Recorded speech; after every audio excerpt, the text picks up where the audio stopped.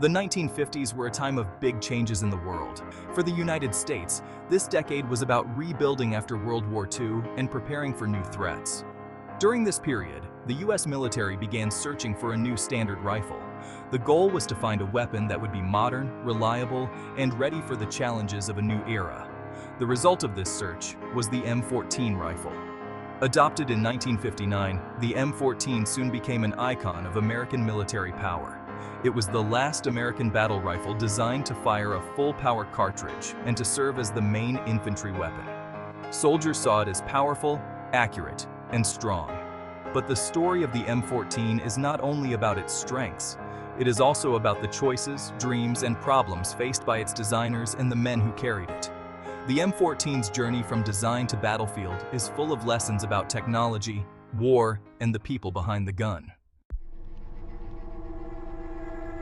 During World War II, American soldiers used the M1 Garand rifle. It was a good weapon for its time, strong, reliable, and easy to use. But by the late 1940s, the world was changing fast. Armies needed weapons that could fire faster, be lighter, and work in many kinds of battles.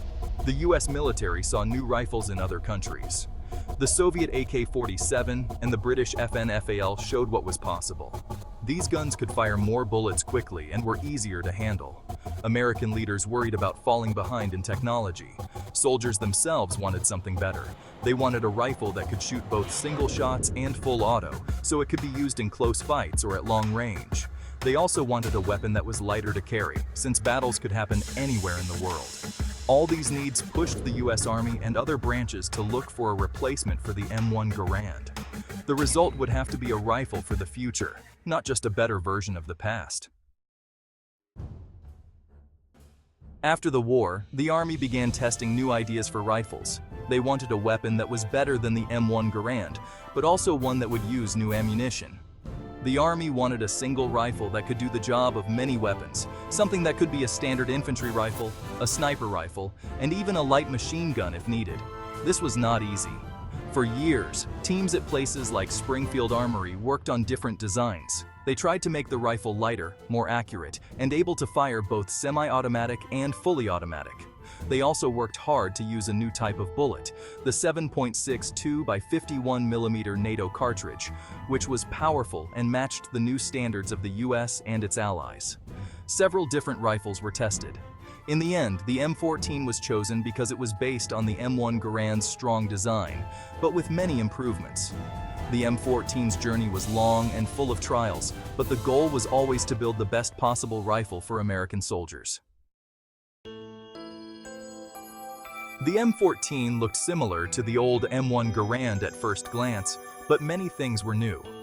The M14 used a box magazine that could hold 20 rounds, instead of the M1's 8-round clip. This meant soldiers could shoot more before needing to reload. It also allowed for faster and easier reloading in battle. The rifle could fire in both semi-automatic and full automatic modes. In semi-auto, each pull of the trigger fired one shot. In full auto, the rifle kept firing as long as the trigger was held down. This made the M14 more flexible in different types of fights. The rifle was also lighter than the M1 Garand, making it easier for soldiers to carry. The M14's barrel was made for accuracy. It could hit targets at long distances, which was important in open battlefields. The wooden stock gave the rifle a classic look, but it was also strong and durable. These features made the M14 stand out as a well-designed weapon for its time. The story of the M14 would not be complete without mentioning the people who made it possible. The main work happened at Springfield Armory, a historic center for American gun design. Engineers, machinists, and military experts all came together to solve the challenges of the new rifle. One key figure was Elmer C. Balance, who played a large role in turning the design into reality. Teams worked long hours, testing new parts, making changes, and trying to meet the Army's demands. There were, many disagreements along the way, as different groups wanted different things from the rifle. The people who worked on the M14 were proud of their effort. They believed they were building something that could keep American soldiers safe and strong in battle. Their teamwork, skill, and determination were just as important as the metal and wood that made up the rifle. Before the M14, American soldiers used the M1 Garand. It was strong but heavy, with limited firepower by today's standards. The M14 offered more shots, could fire in full auto, and used a modern magazine. Soldiers found it to be a step forward in many ways, though not perfect. After the M14, the M16 rifle became the new standard. The M16 was lighter, used a smaller bullet, and could be carried more easily in the jungles of Vietnam. Many soldiers found the M16 faster to use and easier to control in full auto mode.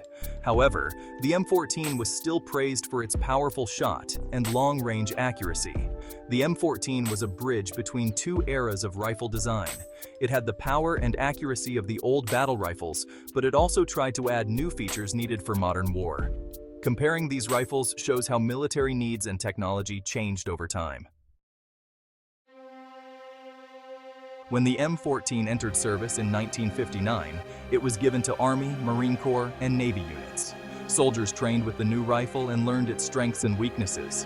Many found it accurate and powerful, and they liked the 20-round magazine. In open country or mountain terrain, the M14 was a favorite.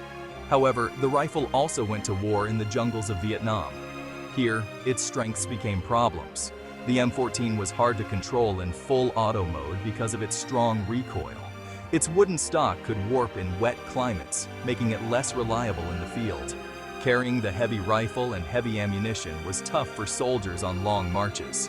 Still, the M14 proved itself in many battles.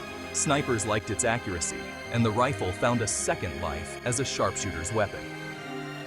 The story of the M14 in the field is a mix of pride, frustration, and brave service. The M14's history is filled with both victories and challenges. On the positive side, it gave American soldiers a strong and accurate rifle for several years. Its power and range were unmatched by most enemy weapons. Many veterans remember the M14 with respect for its toughness and reliability in tough conditions. At the same time, the M14 was not the perfect solution. It was heavy, hard to control in full auto, and sometimes failed in wet or muddy places. These problems meant that it was replaced by the lighter M16 after only a few years. Yet, the M14 was never forgotten. Even today, the M14 is still used by some U.S. forces in special roles. It has been updated with modern materials and scopes, serving as a sniper or designated marksman rifle. Its story shows how old designs can still be useful when improved and respected. The M14 remains a symbol of American skill, strength, and the search for the perfect rifle.